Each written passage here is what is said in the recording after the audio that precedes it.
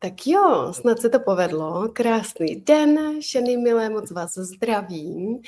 Připravila jsem si takovou sérii krátkých 10minutových maximálně živých vysílání, ve kterých se spolu podíváme na aromaterapii pro děti. Možná tak, jak ji neznáte. Tak, aby vám opravdu fungovala, tak, aby to bylo jednoduché, abyste se v tom zbytečně nemotali a taky, abyste se té aromaterapie nebáli. Prvním tématem, které já bych tedy s váma chtěla otevřít, je 5 chyb, které v aromaterapii pro děti děláte, možná i ty, tak budu asi přepínat mezi vykáním a tykáním, a díky kterým ta aromka pro děti vám nefunguje a to děťátko je často nemocné a motáte se v tom bludném kruhu týden ve školce, týden doma. Já jsem se tady ještě pasovala s technickými věcmi a rozněžnil mě manžel krásnou hudbou, takže jsem potřebovala začít o pár minut. A později záznam vám tady zůstane, připravte si mobil nebo deník na poznámky, nebo jenom vnímejte, co s váma zasouzní, jaký ten aha moment si konkrétně odnesete. Já takhle vyslám poprvé na streamě, takže vůbec netuším, jestli uvidím komentáře. Když tak na komentáře moc ráda odpovím průběžně. Tak, pojďme na to. Jo, pro ty z vás, kteří mě ještě neznáte, moje jméno je Tereza Krčmářová, jsem máma alchymistka a provádím ženy skrze svět vůní, všímavosti a práce s tělem, skrze somatické techniky k tomu, abyste uměli zůstat v klidu, i když kolem vás se děje náročno. Ženy se mnou zvládají mateřské bezmocnosti, ať už jsou to silné emoce, strach, vztek, pochybnosti, stud a taky moc ráda doprovázím právě tématem zdraví u dětí. Tak to se nám teď bude velmi hodit, protože ta sezóna těch rýmiček a kašlíčků nám právě začala. Tak věřím, že to pro vás celé bude inspirativní. Určitě budu ráda, když i budete komentovat, ať vím, co vás zajímá. Tak jo, mrkneme na těch 5 nejčastějších chyb, které v aromaterapii pro děti děláš a proto jsou tvoje děti často nemocné. První takovou častou chybou, kterou vidím u žen, je, že máš doma éterické oleje, které ale neřeší to, čím si doma procházíte. Takže aromaterapie logicky nemůže pomoct. A potom se tvoří taková negativní asociace na celou tu aromaterapii, kdy ženy mají tendenci koukat na tu aromku jako na něco nefunkčního, anebo ji degradovat jenom na to, jo, to je vlastně fajn, tohle si dáme do aromalampy, aby nám to příjemně vonilo. Jenže potenciál aromaterapie je úplně, ale úplně někde jinde. Aromaterapie je totiž holistická metoda, je to spíše životní styl a zaobírá současně naše fyzické tělo, naše emoce i naši psychiku, chceme-li taky působit na duši. A my takto potřebujeme začít chápat tak, aby nám ona nejvíce pomohla. Příklad, abyste si to dokázali dobře představit, třeba taková levandule. Všichni známe levanduly. Všichni prostě víme, levandulový éterický olej znají snad všichni. Levandulový éterák a současně působí třeba na bolesti hlavy, bolesti zád, na problémy se spánkem, taky pomáhá při stresu, to už se dostáváme do té jiné roviny.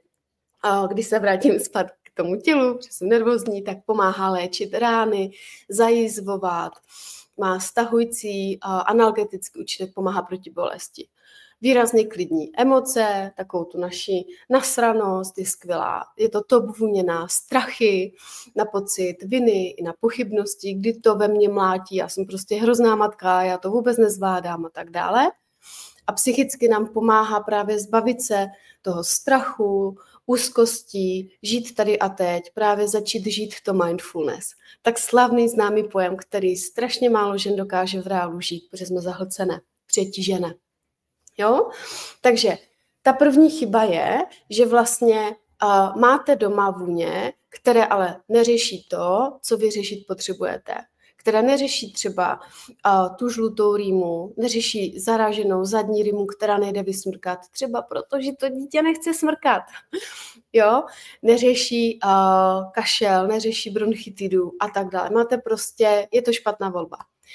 Stačí jenom poznat, jaké ty éterické oleje na co fungujou. Já vím, je to trošku práce, potřebuje to vaši energii, váš čas, ale když se do toho ponoříte, tak ono to bude a krásně se vám potom otevírají vlastně ty možnosti. Takže to je první chyba. Druhá chyba je, že neznáte, tudíž ani nepoužíváte hydroláty. To jsou takové lahvičky, třeba tady mám zrovna teď Ravinsáru, top hydrolát do tady toho virového období, kdy prostě ty sople jsou úplně všude, kašel je strašně snadný chytit, imunita je oslabená, ale imunita je strašně komplexní téma, jo? Prostě hodně to pomáhá, když dítě má rodí, jo? Hydrolát je úplně něco jiného než éterický olej. Já jsem si proto pro vás připravila speciální živé vysílání, kde se na to podíváme. Takže teď úplně jenom v krátkosti. Hydrolátem, čili květovou vodou, chcete-li, vy vlastně v aromaterapii pro děti máte začínat. Jenže většina žen začíná rovnou tou silou, rovnou tou razancí a rovnou se ženete za éterickými oleji, aniž byste věděli, na co ten éterák funguje, s čím se dobře kombinuje. Narážíte tam na bariéru, fuj, to smrdí a tudíž to nemůžete vlastně používat, protože nechceme vůněmi znásilňovat. My potřebujeme používat mimochodem ty vůně, které skutečně voní. Jo? Takže potřebujete začít hydrolátama, protože to je jemná, něžná, vonavá pomoc pro vás a pro vaše dítě. Abych vás trošku navnadila na používání hydrolátů, tak řeknu, že jsou bezpečné pro malé děti, pro miminka, pro těhotné ženy, pro rodící ženy, pro kojící ženy. Můžete dávat do pusy, na oči se může většina dávat, do očí, můžete dávat na pleť, na vlasy, do koupele, aniž byste museli ředit. Pokud jste doma citliví na vůně, velmi často to řeším se ženami v kurzech i v konzultacích, tak můžete dávat do difuzerů jenom vodu a jenom hydrolát. I takhle to krásně pomůže. Nastříkat třeba hydrolát na polštář, takový z kadidla nebo z eukalyptu nebo z týtrička je milionkrát lepší, než nakapat éterický olej na polštář. Jo? Takže druhá chyba, začínáte rovnou s tím nejsilovějším s éterickými oleji, nepoužíváte hydroláty. Já o hydrolátech budu hodně mluvit už třeba příští týden ve voňavé výzvě Silná imunita pro děti. Třetí chyba je, že nerozlišujete akutní a chronický stav u dítěte. Akutní stav je přesně takové to jako dítě unavené, takové nesvé, když odpoledne vyzvednete ze školky, možná se nám jako něco rozjede, v noci už blbě spí, kašel, rýma, teplota, horečka, to je akutní stav. V tom případě my potřebujeme volit jiné éterické oleje, jiný počet kapek a potřebujeme trošku přitvrdit, potřebujeme používat víc metod a potřebujeme je mezi sebou umět kombinovat. A ne, ještě o tom budu mluvit, určitě nespoléháme na difuzér. Jako, pardon, ale on nás opravdu nezachrání, když má naše dítě rýmu a kašel. Jo, fakt ne. To je jako můj velmi nepopulární názor, ale když se tomu otevřete a začnete tu aromaterapii využívat jinak, než jenom do aromalampy a do difuzeru, tak najednou uvidíte, jak vám mnohem rychleji a snadněji vlastně funguje. Kdežto, takže to je třeba ten akutní stav. Jo, prostě dítě mi lehne, marodí. A já tam potřebuju používat víc vůní, víc kapek, víc metod, dobře kombinovat. Kdežto, když mám děťátko, které trpí nějakou chronickou nemocí, nebo má třeba povahu, jsem stydlín, jsem nejistý, to je třeba můj prostřední syn, Marťa, tak tam potřebuju používat méně metod, většinou tyhle děti chtějí méně éterických olejů, používáme méně kapek, ale potřebujeme mnohem větší dávku trpělivosti. Klidně si k tomu my maminky můžeme kápnout Bachovou květovou esenci Impatiens, která nám třeba v té trpělivosti velmi výrazně pomáhá. Jo? Takže je to běh na delší trať. Když to u těch akutních věcí my potřebujeme, aby nám to zabralo velmi rychle. Čtvrtá chyba, spoléháš na difuzér. Holky, děje se to strašně moc často, že ženy spoléhají primárně na to, že aromaterapie rovná se difuzér. Jo, tak já tam prostě nakapu nějakou vůni, wow, doma to hezky voní, to nám bude prostě fungovat. Dítě má rýmu a řešíte to tím, že tam nakapete lyceu, lemongrass, což jsou mimochodem úplně mimo oleje. Potřebujeme tam při rýmě dávat něco úplně jiného. Jo? Difuzér a jeho hlavní funkce je v ovolnění prostoru a v uvolnění atmosféry, aby se vám lépe žilo, aby se vám v té místnosti lépe bylo. Tečka. Nic víc, nic míň.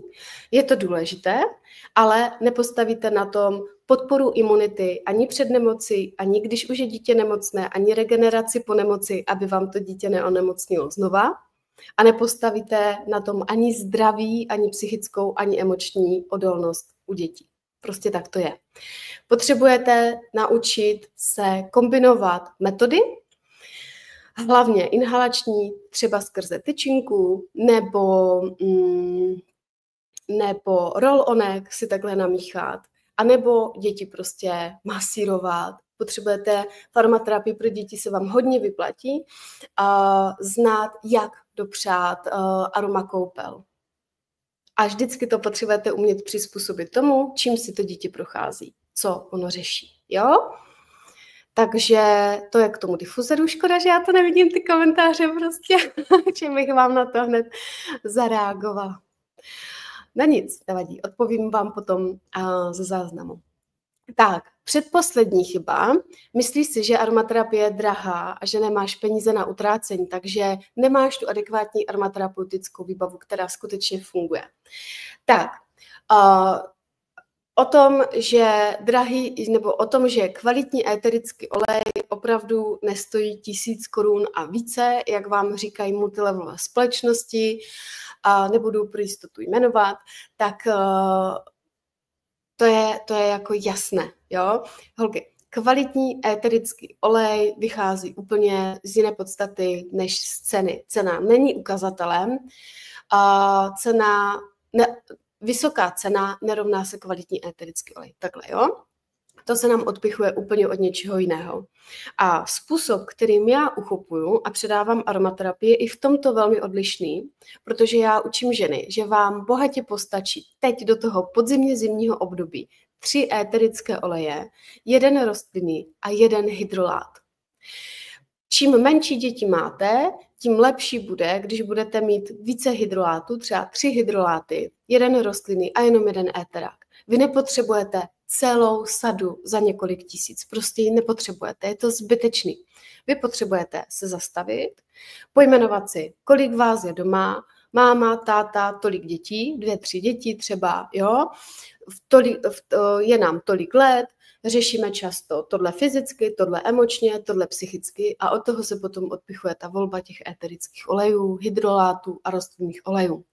Fakt to není o tom, že vy tady prostě obecné věci nefungují, obecné řeší co na brd a taková prostě mega sada je vám ze začátku úplně k ničemu.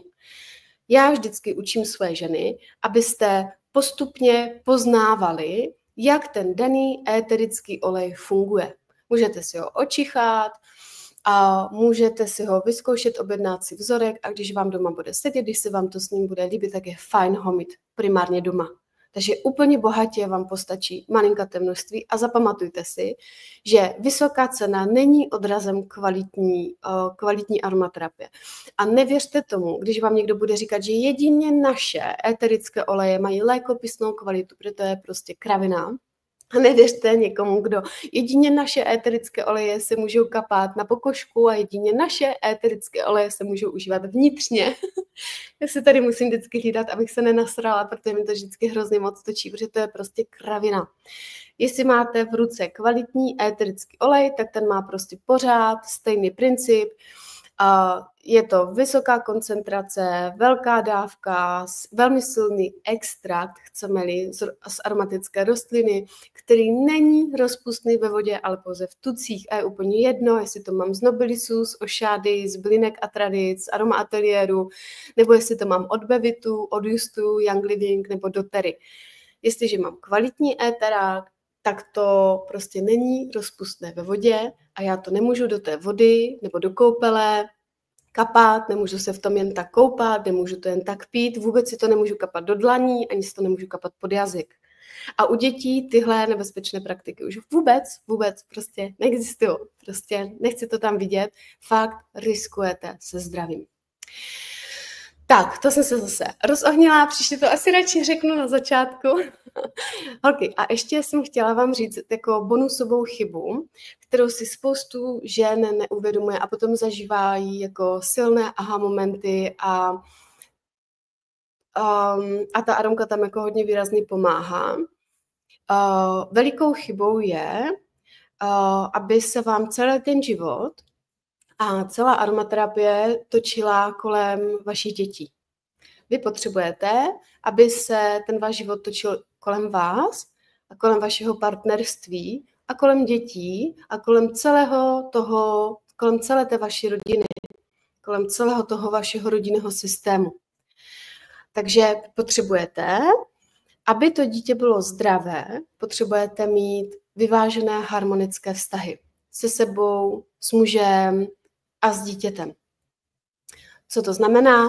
Já bych o tom mohla mluvit hodiny a hodiny, nechci vás zatěžovat, tak jsem si dala slib, že tohle bude krátké, aby to právě nebylo zahlcující, ale přesto velmi inspirativní. Koukněte se na to, jak to máte se sebou. Jestli jak k sobě mluvíte, jak o sobě přemýšlíte, co si řeknete, když vaříte a něco se vám vylije, něco prostě vyvedete špatně, jestli velký rozdíl, jestli si u toho řeknete, bože, já jsem tak blbá, dneska mě to vůbec nejde. A nebo jestli si třeba řeknete, jájky, tak to se mně nepovedlo. A víte, proč je v tom velikánský rozdíl? Protože to dítě, když je doma, tak ono vás pozoruje.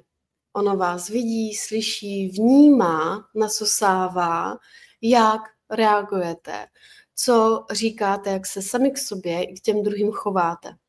Stejně tak je to v partnerství. Ono to není o tom, že to bude vždycky úplně žužo, labužo a budeme se tady milovat a smát a budeme mít samou radost a samou pohodu. Ne. Ježíškoté, a když máte dítě, tak samozřejmě, že prožíváte radostí, ale i strastí. Prožíváte odcizení, oddělení, nepochopení. Spoustu žen se cítí nemilovaných, nepochopených, nepodporovaných. A partnerství skoro každé prochází ohromnou krizí nebo výzvou, chceme-li.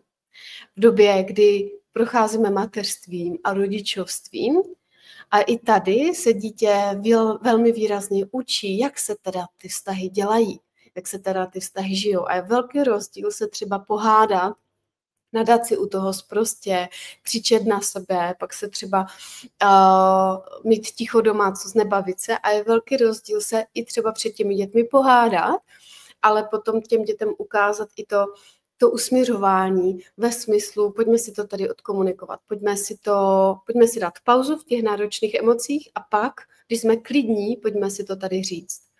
Takže to je taky jako velmi důležité, aby vy jste vnímali, jak to máte ve vztahu k sobě, k partnerovi i k dětem. Děti potřebují cítit vaši bezpodmínečnou lásku ze strany mámy, potřebují cítit bezpodmínečnou lásku, ochranu, péči, přijetí, pochopení, i když mají hysteráky, i když vám brečí, že já nechci do školky, maminko, prosím tě, nedávej mě tam, tak potřebují cítit, že vy tady pro ně jste, že je chápete, že jim rozumíte, že se můžou cítit tak, jak se zrovna cítí. Proto potřebujete vlastně se zastavit a všimnout si toho, takže naše rodina řeší to a to a to. Fyzicky, emočně, psychicky. Teď si procházíme tímhle a tímhle, teď to velmi zjednodušuju. A až pak potřebujete poznávat, na to fungují ty a ty oleje. Takže jak z toho ven, kromě tady toho, co jsem teď řekla, naučit se jednoduše, efektivně a smysluplně základy aromaterapie pro děti, bod 1. Nejbližší příležitost máte už od příštího týdne, od 16. září, se mnou v mojí facebookové skupině na 3denní voňavé výzvě zdarma. Teď jsme tu výzvu pojmenovali Silná imunita pro děti, bude to jako úplně pecká, bude to hodně boží, bude to hodně praktické. Kdo mě zná, kdo už se mnou v nějaké takové výzvě byl, ví, že já říkám co, proč, ale taky říkám jak, protože já nesnáším, když se přihlásím někde, kde mi jenom někdo řekne, že mám v tomhle problém a jak si z toho můžu pomoct, se dozvím až v placeném kurzu. Takže já říkám i to jak. Takže naučte se ty základy a romky se mnou a začněte převádět do praxe, do všeho každodenního života to, co už jste se naučili. Možná byste se divili, ale tohle je jedna z největších překážek, kterou já se ženami řeším, že ví, ale nedělají. A je to pod tou záštitou, je to moc složité, já nevím, jak na to a tak dál. Proto já jsem velmi podporující, jak ve skupině, tak ve svých programech, tak na konzultacích, tak v mentoringu, protože chci, abyste na to nebyli sami a aby vaše otázky byly zodpovězeny. Jo? Zeptejte se a dostanete odpověď. Já vám tady po tohle vysílání dám registrační odkaz na silnou imunitu u dětí. Přihlaste se do facebookové skupiny, kde se taky můžete ptát. A až budete mít ten teoretický základ, který vždycky budete potřebovat, protože teorie vám dává smysluplnost toho, aby vám se chtělo dělat ty praktické kroky, aby vám to dávalo smysl, tak si potom krok po kroku začněte tu aromku používat. A začněte různě kombinovat. A já vás tím moc ráda provedu. Takže napište klíčové slovo imunita pod toto živé vysílání, já vám pošlu odkaz a budu moc ráda, když mi taky napíšete klíčový aha moment, co vás v dnešním živém vysílání zaujalo. Těch 5 chyb, jenom vám je zopakuju, protože toho bylo hodně. První chyba, máte doma éterické oleje, které ale neřeší to, čím si procházíte. Za druhé, neznáte, tudíž nepoužíváte hydroláty. Za třetí, nerozlišujete akutní a chronický stav u dítěte. Za čtvrté, všechno řešíte difuzorem a pak se divíte, že to nefunguje. A za páté, kupujete si zbytečně nebo myslíte si, že potřebujete velké sady éterických olejů, abyste mohli začít a tak nemáte doma vlastně nic. A nebo máte dusno ve vztazích. Tak co se vás týká? Budu moc ráda, když mi odpovíte. Tak jo, mějte se krásně, já moc děkuji za pozornost, někdo tady se mnou byl, tak to je úplně super, jsem nevěděla kdo. A zítra to vydám i s těmi komentáři. A zítra se uvidíme zase dopoledne s tématem, jestli chcete používat aromaterapii pro děti, ale bojíte se, že jim ublížíte, tak já vám řeknu tipy, od kterých se můžete rovnou odrazit. Tak jo, těším se, mějte se krásně, vonavý den, ahoj.